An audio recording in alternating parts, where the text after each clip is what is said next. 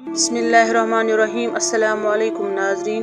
आज जो वीडियो मैं आपके साथ शेयर करने जा रही हूँ वो दिल को झंझोड़ देने वाली है। सोचिए, एक बाप जिसने अपनी सारी ज़िंदगी अपनी औलाद के लिए कुर्बान कर दी, जब वो दुनिया से चला जाते हैं तो औलाद उसके साथ कैसा सलूक करते हैं, ये देखकर दिल भर आता है। आज के दौर में हम अक्सर वालिदैन की कदर उस वक्त करते हैं जब वो हमारे दरमियान नहीं रहते, लेकिन असल इम्तिहान तो ये है कि जब वो जिंदा हो तो उनकी खिदमत की जाए। बाप की मेहनत, उसकी थकन और उसकी दुआएं सब कुछ सिर्फ हमारे खातिर होते हैं, लेकिन अफसोस आजकल की औलाद अक्सर उनकी कुर्बानियों को भूल जाती हैं। अगर आपके वालिदैन जिंदा हैं तो उनकी खिदमत करें, उनके साथ वक्त गुजारे, उनकी दुआएं लें, क्योंकि एक बार वो चले गए तो फिर सारी जिंदगी पछताने का कोई फायदा नहीं होगा। आइए इस वीडियो को हम पहले देखते हैं। अस्सलामु अलैकुम वरहमतुल्लाहि वबरकातुहू। सोशल मीडिया पर एक वीडियो, एक ख़बर मुझे देखने को मिली। हो सकता है कि वो वीडियो आप लोगों ने भी देखा हो, और इस तरह की ख़बरें आजकल बहुत कॉमन हो गई हैं। आए दिन इस तरह की ख़बरें पढ़ने और सुनने को मिल जाती हैं। उसके वीडियो के कुछ स्क्रीनशॉट भी मैं स्क्रीन पे लगा रहा हूँ। और ये ख़बर थी कि एक बाप मर जाता है तो उसके ऑफिस में उसकी चेयर पर ही, उसकी टेबल पर ही उसके जो बेटे हैं वो आ जाते हैं। और ये ख़बर आम नहीं करते कि अभी बाप का इंतकाल हो गया, बल्कि अंगूठा लगवाते हैं कुछ डॉक्यूमेंट्स पर। और उनको एक गाइड करने वाला होता है जो सर पे टोपी भी लगाया होता है, तो वो उनको गाइड कर रहा होता है। गाइड का मतलब ये कि आपको कहाँ कहाँ अंगूठे कैसे लगवाने हैं, कौन से डॉक्यूमेंट्स पर लगवाने हैं, तो वो गाइड कर रहा होता है। और मरे हुए बाप का अंगूठा लेकर वो लोग इस स्टाम्प पे या कहीं पे भी डॉक्यूमेंट्स पे सिग्नेचर करवा रहे होते हैं। तो इस पर लोगों के तरह तरह के रद्द अमल थे, तरह तरह के कमेंट्स थे।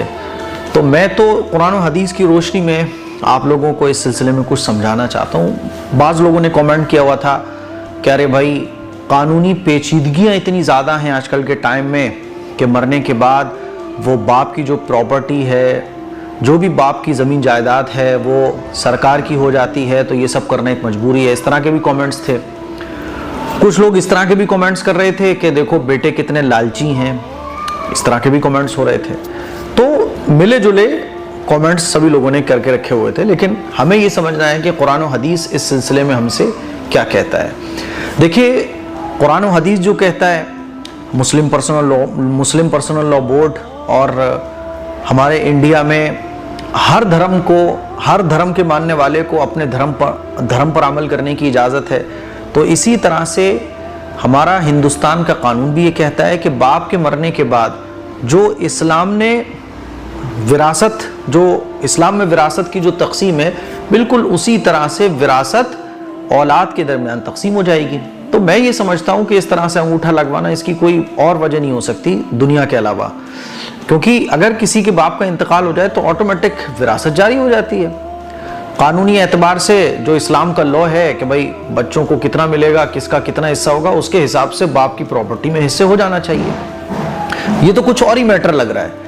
ये जहाँ तक मैं समझ पाया, ये इस तरह का मैटर है कि बाप की कोई ज़मीन जायदाद होगी, तो होता है ना कि बच्चों में डिस्प्यूट्स होते हैं, झगड़े होते हैं आपस के, तो उसमें क्या होता है कि बाप के अंगूठा लगवा लेते हैं ताकि ये प्रॉपर्टी मेरे हाथ में आ जाए। तो मोटा मोटा इस वीडियो को देखने के बाद यही समझ में आया कि ये हिर्स वाला मामला है, क्योंकि कानून तो बिल्कुल क्लियर है। ऐसा थोड़ी ना है कि बाप अगर मर जाए तो अब ज़मीन जायदाद वो सरकार की हो जाएगी, ऐसा थोड़ी ना है। बल्कि बाप की जो ज़मीन जायदाद है उसमें औलाद का हिस्सा ऑटोमेटिकली हो जाता है, जो शरीयत ने हिस्से मुकर्रर करके रखे हुए हैं, है ना। तो ये तो मैटर कुछ और ही है। अब इस सिलसिले में मैं आपको ये बोलना चाहता हूँ, देखिए, आप अपना जो ज़मीन जायदाद में जो भी हिस्सा है जो शरीयत ने रखा है बाप के मरने के बाद, जब तक बाप जिंदा है उसको पूरा इख्तियार है, वो जिस बेटे को जितना चाहे दे सकता है। हाँ, शरीयत ये कहती है कि बराबर से बराबर दो, आप इंसाफ के साथ तमाम औलाद में बंटवारा कर दो, शरीयत का हुक्म तो ये है। लेकिन कभी क्या होता है कि कोई बेटा नालायक है, कोई बेटा बहुत मेहनत करने वाला है, किसी बेटे ने बाप की बहुत खिदमत की है, किसी बेटे ने बहुत बढ़ चढ़ कर खैर के कामों में हिस्सा लिया हुआ है, और एक बेटा बहुत नालायक है। तो बाप अपनी ज़िंदगी में जैसे चाहे वैसे अपनी ज़मीन जायदाद, अपनी प्रॉपर्टी की तकसीम कर सकता है, जिसको जितना देना चाहे वो दे सकता है, ठीक है। लेकिन अगर बाप का इंतकाल हो जाता है और बाप ने हिस्से बांटी अपनी प्रॉपर्टी में नहीं किए, तो शरीयत ने जो फिर हिस्से बांटे किए हैं कि इसका इतना हिस्सा, इसका इतना हिस्सा, پھر شریعت کے مطابق وراثت کے جو احکام ہیں باپ کے مرنے کے بعد وہ جاری ہو جاتے ہیں. ٹھیک ہے, تو آپ کا جو بھی حصہ ہے وہ آپ لے سکتے ہیں, لیکن اس سلسلے میں اللہ کے نبی صلی اللہ علیہ وسلم کے بہت سارے احکامات ہیں کہ دینے والا ہاتھ لینے والے ہاتھ سے اچھا ہے.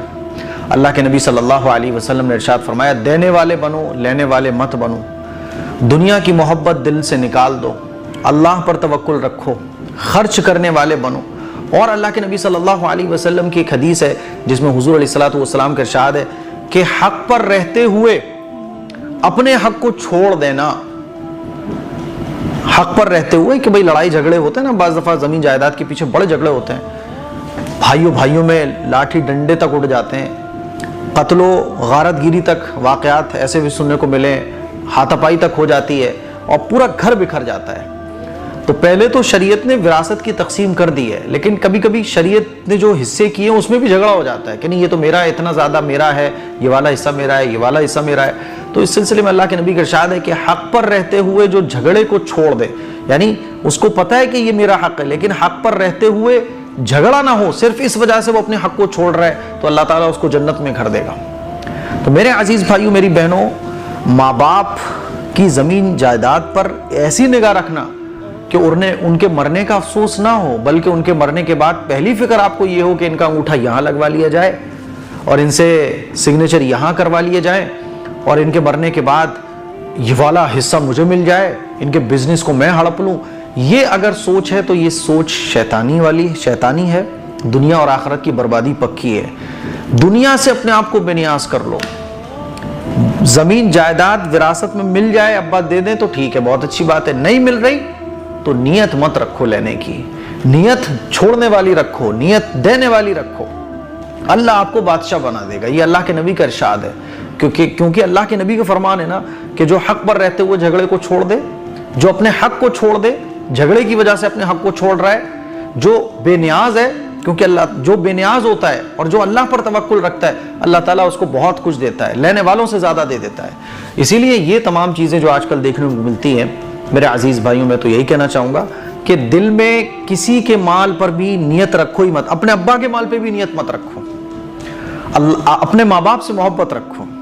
حالانکہ اس پس منظر میں تو یہ ہونا چاہیے تھا, اس کے پیچھے یہ ہونا چاہیے تھا کہ جب باپ کا انتقال ہو جائے تو غمزدہ ہوتی ہے اولاد, لیکن اولاد کیا کر رہی ہے, فٹاک سے کسی گائیڈ کرنے والے کو بلا رہی ہے اور جگہ جگہ تھم لگوا رہی ہے. یہ بہت افسوس کی بات ہے.